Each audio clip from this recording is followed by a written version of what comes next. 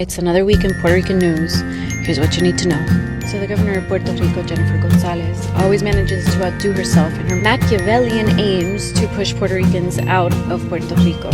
Let's start with the contract with Luma, which she said that she was going to cancel. She has been cited multiple times in the news as saying that she was going to cancel that contract, and instead, Luma has raised the prices of electricity in Puerto Rico by 8%. This is a company that has provided the worst service in Puerto Rico. There continues to be apagones or blackouts here in Puerto Rico. What happened yesterday?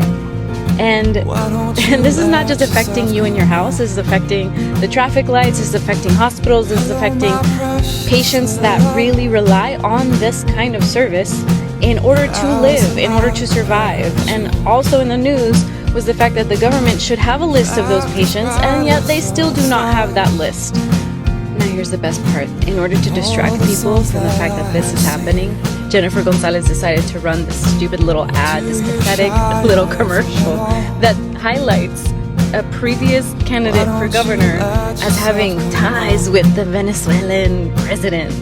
Like, what is that? How is that relevant to us? Like, what does that matter?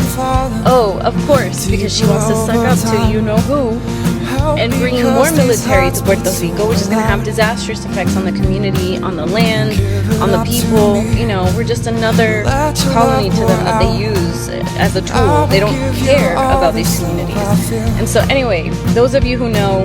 But I found it really interesting that, you know, she spends all this money on this propaganda, on these lies, and this, like, show, just so that people are distracted. But people aren't distracted. This is affecting businesses. Yeah, of course, you want to distract all of the business owners that are being affected by this price hike. The more that are going to be affected are going to have to close down. And what does that all lead to? Displacement. Displacement of Puerto Ricans that continues today, that has been continuing for decades and decades, that has affected so many in the diaspora and has caused this narrative around who is more Puerto Rican than who. If you're really still having that conversation, I would encourage you to please pick up a book on decolonizing your mind, because we're just like, we're moving on to solidarity, we're moving on to building a community that is going to fight rather than divide. And it's not just the fact that they're displacing people, it's also that they're trying to develop in places like Enrique, sacred places that should be protected. A rainforest, the only rainforest supposedly in the United States. That's ours, by the way. That's de Puerto Rico, full. Eso no le pertenece a los Estados Unidos. That's ours. You know, we're still on stolen land, and we have to remember that. And when we see these things, when we see this exploitation of them taking, you know, the time to push through this legislation that will destroy our natural environment, we have to act. We have to be aware. We have to amplify that.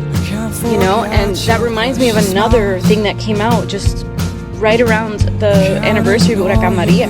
Another thing that they want people distracted from is the fact that they had millions of dollars to fix schools, and they didn't. There's not a single school that was fixed. And in all those 8 years since Huracán Maria, how many children left? They wanted it that way.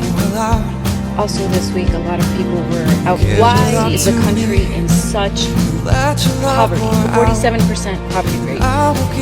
All of that preventable.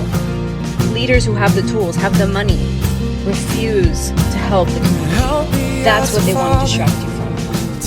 Listen, I can't tell you how to live your life, but one of the things that's really important for me as a Puerto Rican, I had the opportunity and the privilege to move back, the opportunity to see my grandmother before she died. It's so important for us to realize that they are by design pushing people out and trying to keep them out.